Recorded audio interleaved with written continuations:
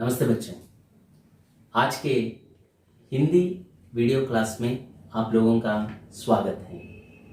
आज हम 9वीं कक्षा का पाठ जिस देश में गंगा बहती है बाकी के व्याकरणोंशन के बारे में जानेंगे। चलिए बच्चे शुरू करते हैं। आपके मटेरियल में लिंग बदलकर पूरा वाक्य लिखिए दिया गया है। इसमें पहला वाक्य है, जंगल में मोर नाच रहा है।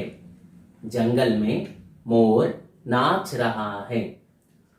इसमें मोर जो शब्द है उसका हमें लिंग बदलना है। मोर का स्त्रीलिंग शब्द है मोरनी। मोर का स्त्रीलिंग शब्द है मोरनी। तो इसका पूरा वाक्य होगा, जंगल में मोरनी नाच रही है। जंगल में मोर नाच रहा है। मोर पुंलिंग है, इसलिए नाच रहा है दिया गया। तो अब हम इसको स्त्रीलिंग में बदल रहे हैं।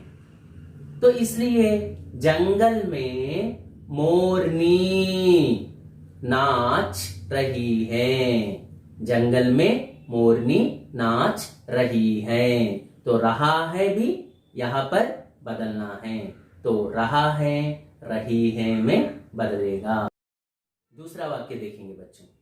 बाघ शिकार कर रहा है। बाघ माने टाइगर। बाघ का स्त्रीलिंग रूप होगा बाघिन। बाघ शिकार कर रहा है। रहा है ये भी पुंलिंग को सूचित कर रहा है। तो इसको भी हमें स्त्रीलिंग में बदलना है। तो पूरा वाक्य होगा, बाघिन शिकार कर रही है। बाघिन शिकार कर रही है। तीसरा वाक्य देखेंगे बच्चों। माताजी बाजार गई। माताजी बाजार गई। माताजी गई। सो माताजी स्त्रीलिंग शब्द है, तो गई स्त्रीलिंग है। तो इनको हमें पुंलिंग में बदलना होगा। माताजी, माताजी का पुंलिंग रूप है पिताजी। पिताजी बाजार गए। पिताजी बाजार गए।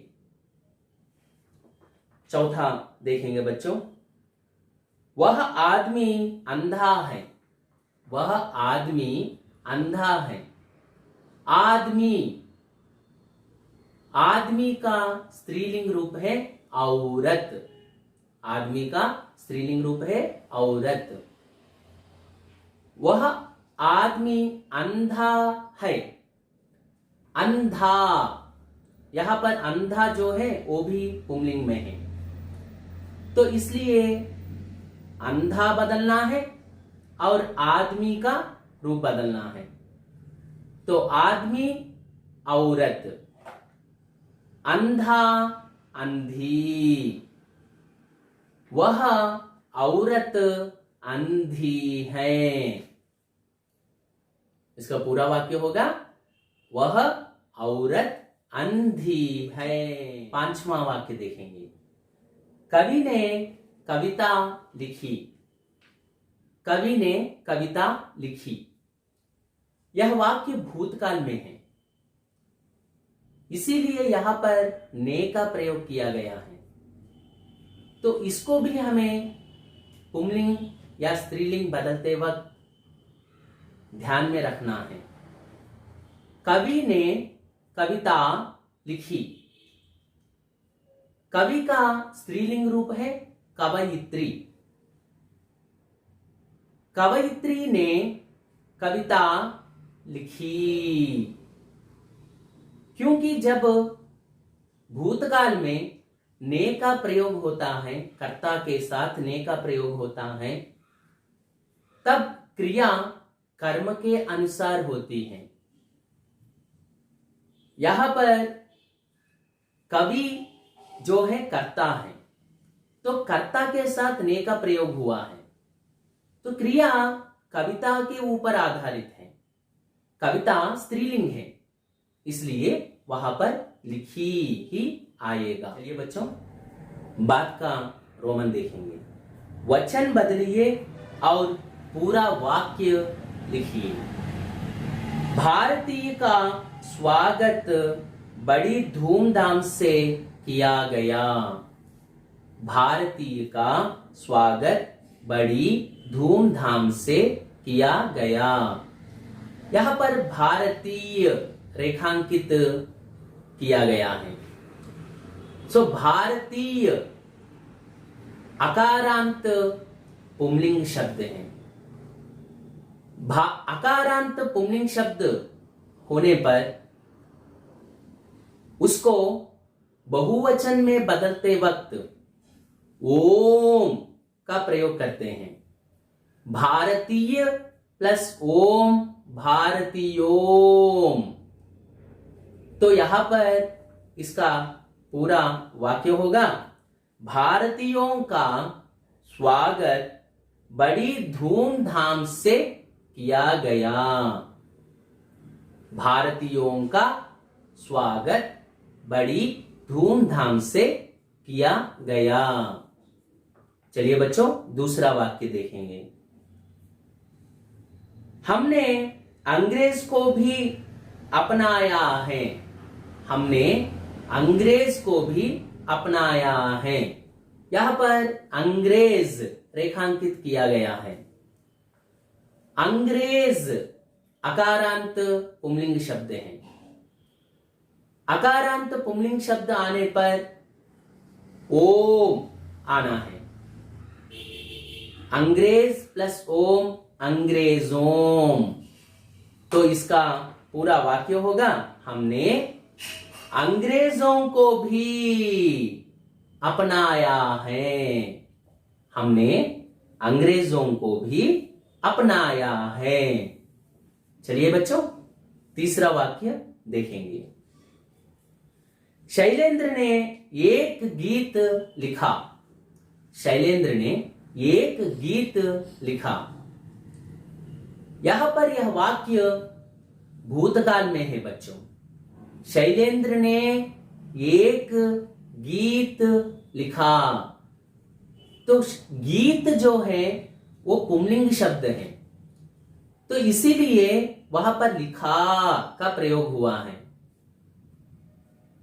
तो मैंने पहले ही बताया था आप लोगों को, जब कर्ता के साथ ने का प्रयोग होता है तो क्रिया कर्म के अनुसार होनी चाहिए।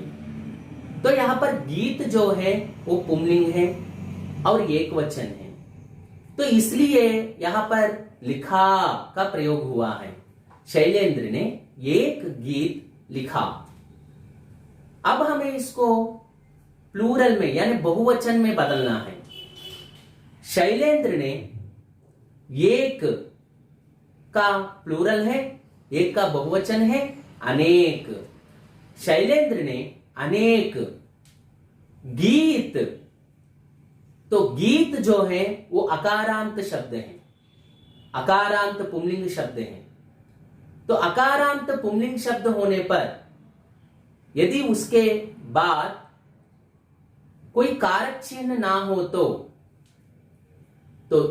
एज इट इज यानी जैसे को तैसा ही, यानी सिंगुलर में जैसा होता है वैसे ही प्लूरल में भी हो जाता है। पूरा वाक्य होगा, शैलेंद्र ने अनेक गीत। गीत का प्लूरल फॉर्म भी गीत ही होगा। शैलेंद्र ने अनेक गीत। तो लिखा, पहले वाक्य में लिखा है, क्योंकि गीत जो है वहां पर सिंगुलर था। अब हम इसको प्लूरल में बदले। ओके जी, तो अब इसका रूप होगा लिखे। शैलेंद्र ने अनेक गीत लिखे। चलिए बच्चों, चौथा देखेंगे। भारत में नदी बहती है। भारत में नदी बहती है। नदी रेखांकित किया गया है। बहती है, तो यहां पर क्रिया को देखकर भी हम इसका लिंग पहचान सकते हैं। सो यहां पर नदी का लिंग है स्त्रीलिंग। बहती है, क्या बहती है? नदी बहती है। तो नदी जो है वो स्त्रीलिंग शब्द है। तो स्त्रीलिंग ईकारांत स्त्रीलिंग शब्द होने पर छोटी ई मात्रा में परिवर्तित हो जाती है और उसके बाद में या लगाया जाता है। सो नदी का बहुवचन रूप होगा नदियां। भारत में अनेक नदियां बहती हैं। है के ऊपर अनुस्वार, अनुस्वार रहना है बच्चों। वहां पर है के ऊपर अनुस्वार होना है। ओके जी, चलिए 5वां वाक्य देखेंगे। मैं अपना भविष्य बनाऊंगा और देश की सेवा करूंगा। मैं अपना भविष्य बनाऊंगा और देश की सेवा करूंगा। मैं यानी नेनु अपना भविष्य बनाऊंगा। बनाऊंगा फ्यूचर टेंस में है बच्चों। मैं अपना भविष्य बनाऊंगा और देश की सेवा करूंगा। तो यहां पर कर्ता के रूप में मैं का प्रयोग हुआ है, इसलिए बनाऊंगा और करूंगा का प्रयोग हुआ है। तो अब हम इसको बहुवचन में बदल रहे हैं। मैं का बहुवचन रूप है हम। हम अपना भविष्य बनाएंगे और देश की सेवा करेंगे। यहां पर हम प्लूरल फॉर्म हो गया, इसीलिए कर्ता के समान ही क्रिया का होना जरूरी है। तो इसलिए हम अपना भविष्य बनाएंगे। भविष्यत काल में हम आने पर येंगे का प्रयोग होता है। जैसे हम जाएंगे, हम पढ़ेंगे, हम सीखेंगे, हम बोलेंगे इत्यादि। तो इसी प्रकार हम अपना भविष्य बनाएंगे और देश की सेवा करेंगे। और देश की सेवा करेंगे। ठीक है बच्चों। 6वां वाक्य देखेंगे। मां ने रोटी बनाई। मां ने रोटी बनाई। यहां पर रोटी रेखांकित किया गया है। रोटी ईकारांत स्त्रीलिंग शब्द है। ईकारांत स्त्रीलिंग शब्द आने पर उसे छोटी ई मात्रा में बदल देना है और यहां लगाना है। तो रोटी का प्लूरल फॉर्म होगा रोटियां। मां ने रोटियां बनाई। ई के ऊपर अनुस्वार। अगला रोमन देखेंगे। भविष्यत काल में बदलिए।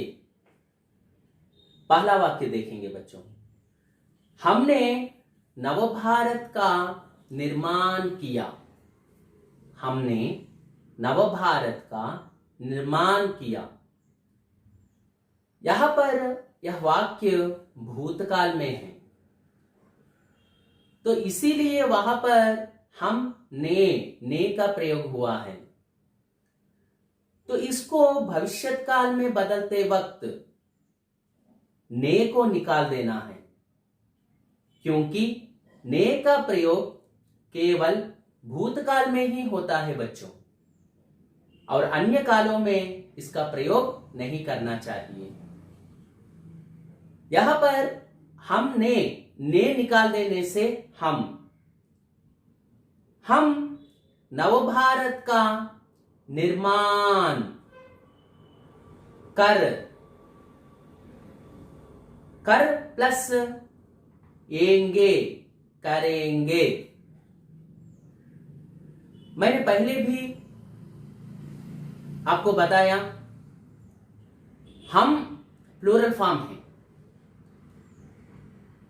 तो भविष्यत काल में येंगे का प्रयोग होगा। हम करेंगे, हम जाएंगे, हम पढ़ेंगे, हम लिखेंगे, हम बोलेंगे इत्यादि। तो यहां पर हम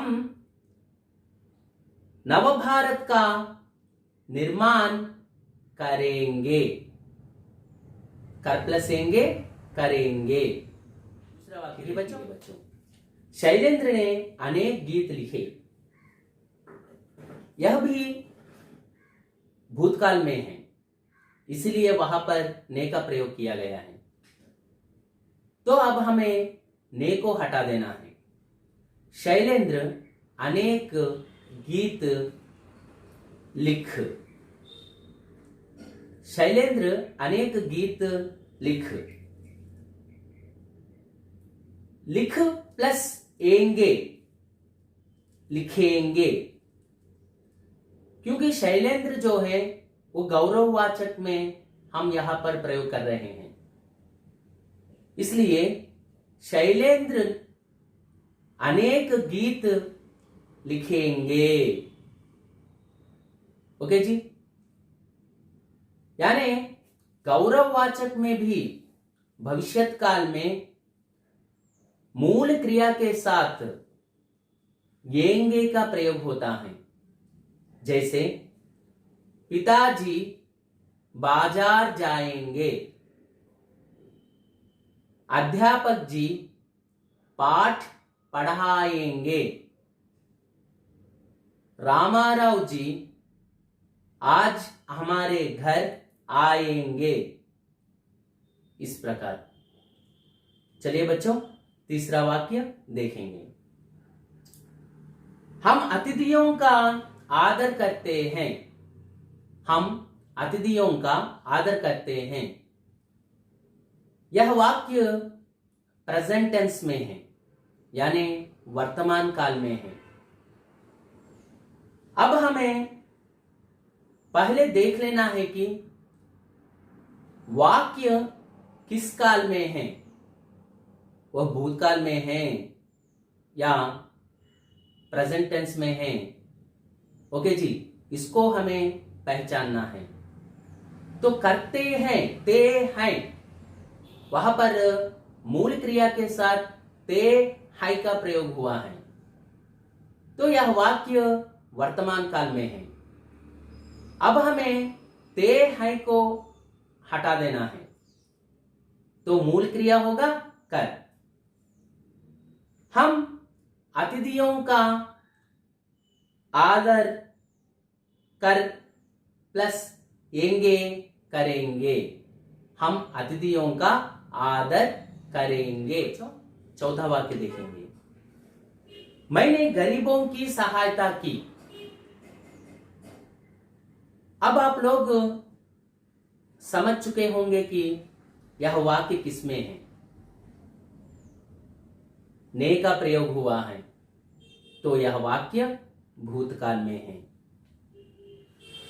मैंने गरीबों की सहायता की, तो यहां पर ने को हटा देना है।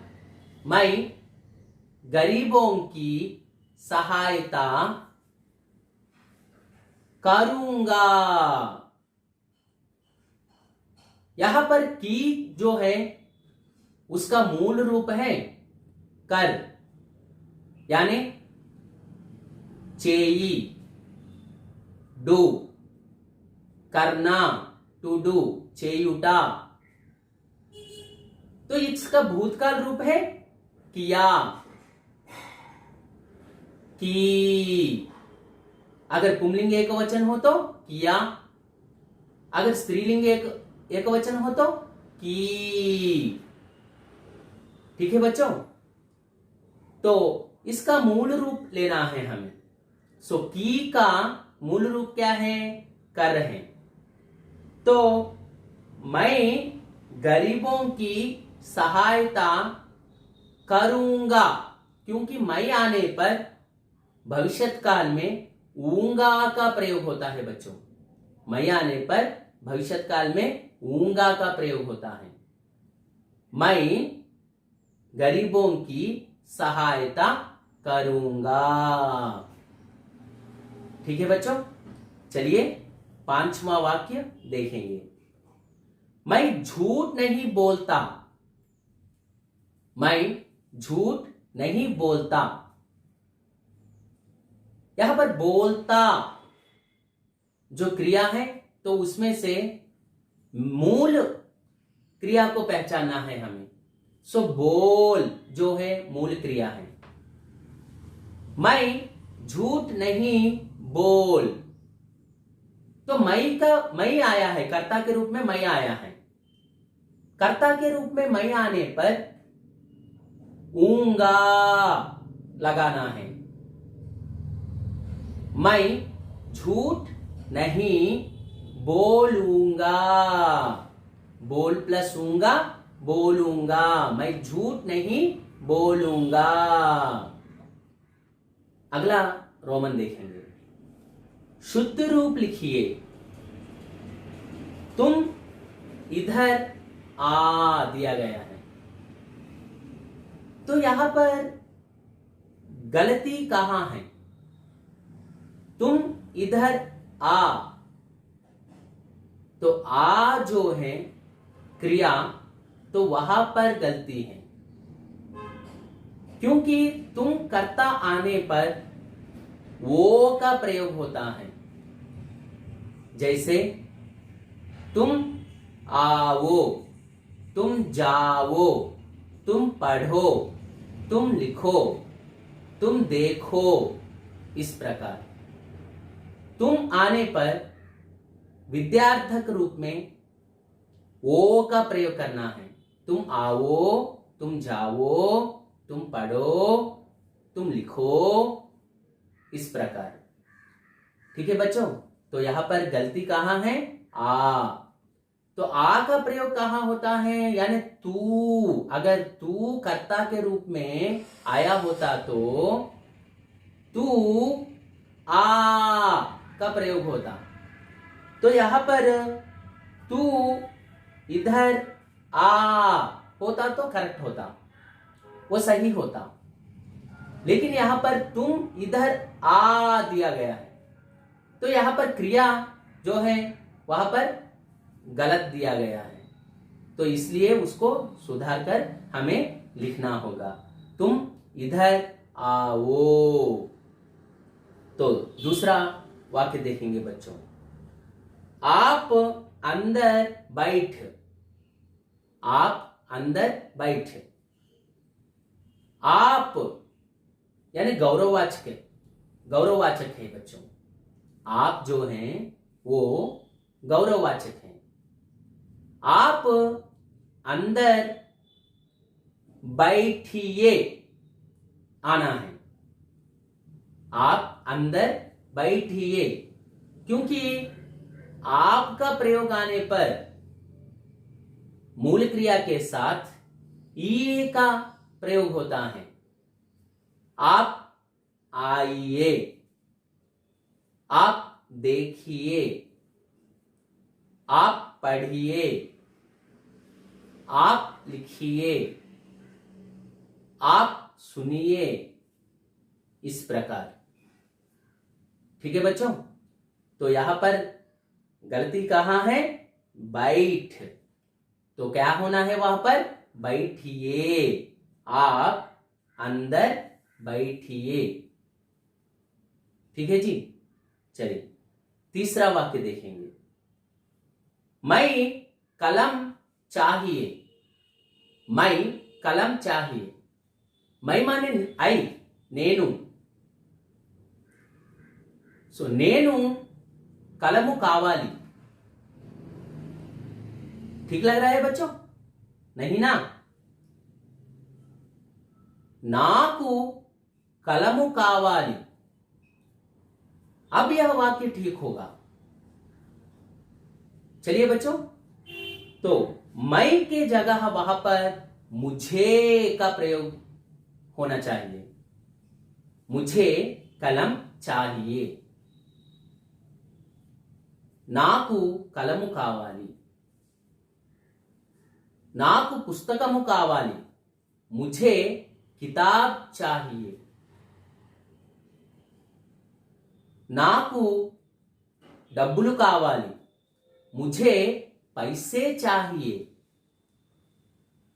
इस प्रकार चाहिए का प्रयोग होने पर मुझे कर्ता के रूप में मुझे का प्रयोग होना है। मुझे चाहिए। चौथा वाक्य देखेंगे। तू कहां गए। यहां पर तू कहां गए दिया गया है। तू नीचवाचक है, तो गए जो है वो गौरववाचक में प्रयोग हुआ है। तो इसलिए वहां पर गए को अगर हम सुधारेंगे तो तू कहां गया आना है बच्चों। अगर तू के स्थान पर आप होता तो आप कहां गए, यह वाक्य ठीक होता। लेकिन वहां पर तू का प्रयोग हुआ है, तो तू का प्रयोग हुआ है इसलिए कर्ता के स्थान पर तू का प्रयोग हुआ है, तो इसलिए वहां तू कहां गया रहना है बच्चों। ठीक है बच्चों। चलिए पांचवा वाक्य देखेंगे। कवि ने कहे। कवि ने कहे, यहां पर ने का प्रयोग हुआ है, यानी पास्ट टेंस में है, भूतकाल में है। कवि ने कहा आना है बच्चों। कवि ने कहा। अगर वहां पर ने का प्रयोग यानी कर्ता के साथ ने का प्रयोग करते वक्त कर्म लुप्त हो तो क्रिया सकर्मक क्रिया हो तो क्रिया एक वचन पुंलिंग में ही होती है। तो यहां पर कवि ने कहे, यानी कहे माने प्लूरल में हो गया, वो वहां पर सिंगुलर रहना है और पुंलिंग एक वचन, यानी कवि ने कहा। कवि गारू अन्नारू। कवि ने कहा। अच्छा बच्चों, अगला रोमन उपसर्ग पहचानिए। बच्चों पहले हम उपसर्ग के बारे में जानेंगे। वे शब्दांश जो किसी शब्द के पहले जुड़कर नए शब्द का निर्माण करते हैं और उसके अर्थ में विशेषता या परिवर्तन कर देते हैं, उन्हें उपसर्ग कहते हैं बच्चों। ఏ పదాంశాలైతే ఒక పదం ముందు చేరి ఒక కొత్త పదాన్ని నిర్మిస్తుందో మరియు దాని అర్థంలో మార్పును తీసుకువస్తుందో దానిని उपसर्गमु అని అంటారు। चलिए बच्चों एक उदाहरण देखेंगे। अगर हम गुण शब्द को लेंगे तो इसके आगे आओ लगाने से वह अवगुण बन जाएगा। निर लगाने से वह निर्गुण बन जाएगा। सा लगाने से वह सगुण बन जाएगा।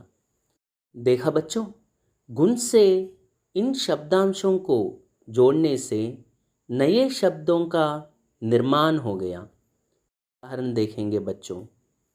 देश शब्द लेंगे तो देश शब्द से पूर्व उपसर्ग जुड़ने से नया शब्द उपदेश का निर्माण हुआ। इसी प्रकार स्व जुड़ने से स्वदेश, इसी प्रकार वि उपसर्ग जुड़ने से विदेश। अच्छा बच्चों, अब आप लोग समझ गए होंगे कि उपसर्ग क्या होते हैं। चलिए ए एक्सरसाइज करेंगे। सद्भावना, सद्भावना में उपसर्ग होगा सत। अहिंसा, अहिंसा, तो इसमें उपसर्ग होगा आ। परोपकार, पर उपकार, इसमें उपसर्ग होगा पर। प्रत्येक, प्रति एक, प्रत्येक, इसमें उपसर्ग होगा प्रति। आत्मविश्वास, आत्मविश्वास, इसमें उपसर्ग होगा आत्म। परदेशी, परदेशी, इसमें उपसर्ग होगा पर। स्वदेश, स्वदेश, इसमें उपसर्ग होगा स्व। सरहद, इसमें उपसर्ग होगा सर। चलिए बच्चों, अब परसर्ग के बारे में जानेंगे। प्रत्यय, ऐसे शब्दांश जो शब्दों के अंत में जुड़कर नए शब्दों का निर्माण करते हैं, ये प्रत्यय कहलाते हैं। यानी शब्दों के अंत में जुड़ने वाले शब्दांश। यह उदाहरण देखिए बच्चों। लड़, लड़ के साथ आई जोड़ने पर वह लड़ाई हो जाएगा। इसी प्रकार लड़ के साथ आ का जोड़ने से वह लड़ाका बन जाएगा। और एक उदाहरण देखेंगे बच्चों। दया, दया के साथ आलू जोड़ने से दयालु हो जाएगा। इसी प्रकार दया के साथ वान जोड़ने से दयावान बन जाएगा। अच्छा बच्चों, उपसर्ग माने आगे जुड़ने वाले शब्दांश। परसर्गों को प्रत्यय भी कहा जाता है। प्रत्यय माने शब्दों के अंत में जुड़ने वाले शब्दांश। चलिए बच्चों, मटेरियल में दिए गए परसर्ग पहचानिए। रोमन देखेंगे। एकता, एकता, यानी इसमें परसर्ग है ता। राष्ट्रीय, राष्ट्रीय, राष्ट्रीय, यानी इसमें परसर्ग है ई। सफाई, साफ आई, सफाई, इसमें परसर्ग है आई। सच्चाई, सच आई, सच्चाई, यानी इसमें परसर्ग है आई। भारतीय, भारतीय, इसमें परसर्ग है ई। मानवता, मानवता, मानवता, इसमें परसर्ग है ता। सम्मानित, सम्मानित, सम्मानित, इसमें परसर्ग है इत। इंसानियत, इंसानियत, इंसानियत, इसमें परसर्ग है इयत। चलिए बच्चों, अगला रोमन पर्यायवाची शब्द देखेंगे। अंधा यानी ब्लाइंड, इसके पर्यायवाची शब्द है अंध, नेत्रविहीन, अनक्ष। गैर यानी अदर, इसके पर्यायवाची शब्द है पराया, अन्य, बेगाना। मेहमान यानी रिलेटिव, इसके पर्यायवाची शब्द है अतिथि, पाहुना, आगंतुक। दुनिया यानी वर्ल्ड, इसके पर्यायवाची शब्द हैं जग, संसार, विश्व। गंगा यानी गंगा रिवर, इसके पर्यायवाची शब्द हैं अलकनंदा, जाह्नवी, भागीरथी। धरती यानी अर्थ, इसके पर्यायवाची शब्द हैं भूमि, पृथ्वी, वसुधा। नदी यानी रिवर, इसके पर्यायवाची शब्द हैं सरिता, तटिनी, तरंगिणी। अब अगला रोमन विपरीतार्थक शब्द देखेंगे। न्याय यानी जस्टिस, अन्याय इनजस्टिस। न्याय का विलोम शब्द है अन्याय। धैर्य, धैर्य माने पेशेंस, अधैर्य इम्पेशेंस। हिंसा वायलेंस, अहिंसा नॉन वायलेंस। शांति पीस, अशांति डिस्टर्बेंस। यश फेम, अपयश इल फेम। धर्म जस्टिस, अधर्म इनजस्टिस। गौरव ऑनर, अगौरव डिसऑनर। सत्य ट्रूथ, असत्य अनट्रूथ। बच्चों अगला रोमन देखेंगे। संज्ञा शब्द पहचानिए। भारत देश में गंगा नदी बहती है, इसमें संज्ञा शब्द पहचानना है। भारत, देश, गंगा, नदी, ये संज्ञा शब्द हैं। शैलेंद्र कुमार प्रसिद्ध कवि थे। शैलेंद्र कुमार कवि, ये संज्ञा शब्द हैं।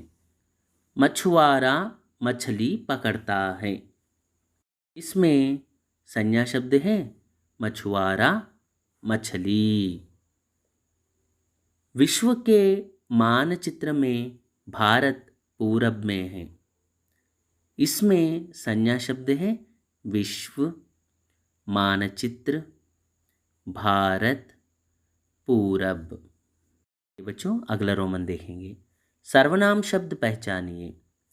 हम भारत देश के वासी हैं, इसमें सर्वनाम शब्द है हम। वे कब आएंगे, इसमें सर्वनाम शब्द है वे। मैं हर दिन भगवान की पूजा करता हूँ, इसमें सर्वनाम शब्द है मैं। हम ज्ञान को महत्व देते हैं, इसमें सर्वनाम शब्द है हम। चलिए बच्चों अगला रोमन देखेंगे। विशेषण शब्द पहचानिए। भारत महान देश है, इसमें विशेषण शब्द है महान। हमें ज़्यादा लालच नहीं है, इसमें विशेषण शब्द है ज़्यादा। छोटे बच्चे मासूम होते हैं, इसमें विशेषण शब्द है छोटे। नागार्जुन सागर बड़ा बांध है, इसमें विशेषण शब्द है बड़ा। मेज पर गरम चाय का प्याला है, इसमें विशेषण शब्द है गरम। चलिए बच्चों अगला रोमन क्रिया शब्द पहचानिए। धरती माँ सब कुछ सहती है, इसमें क्रिया शब्द है सहती है। मछुआरा मछली पकड़ता है, इसमें क्रिया शब्द है पकड़ता है। किसान बीज और खाद की मांग कर रहे हैं, इसमें क्रिया शब्द है मांग कर रहे हैं। बच्चों को अधिक वाक्य प्रयोग सिखाइए, इसमें क्रिया शब्द है सिखाइए। कुछ लोग सामान में मिलावट करते हैं, इसमें क्रिया शब्द है मिलावट करते हैं। चलिए बच्चों अगला रोमन देखेंगे। वर्तनी शुद्ध करके लिखिए। एक, यहाँ पर धरती दिया गया है, इसका सही वर्तनी है धरती। सेकंड वन, तोड़ा, इसका सही वर्तनी है थोड़ा। अंधा, इसका सही वर्तनी है अंधा। यहाँ पर दुनिया दिया गया है बच्चों, इसका सही वर्तनी है दुनिया। सम्मानित, इसका सही वर्तनी है सम्मानित। चलिए बच्चों अगला रोमन देखते हैं। वाक्य सही क्रम में लिखिए। देश भारत मेरा है, इसका सही क्रम होगा भारत मेरा देश है। हैं वासी कहते भी को पूरब भारतीयों, इसका सही क्रम है भारतीयों को पूरबवासी भी कहते हैं। है के वासी भारत हम, इसका सही क्रम है हम भारत के वासी हैं। जानते हम सब हैं, इसका सही क्रम है हम सब जानते हैं। महान भारत देश है, इसका सही क्रम है भारत महान देश है।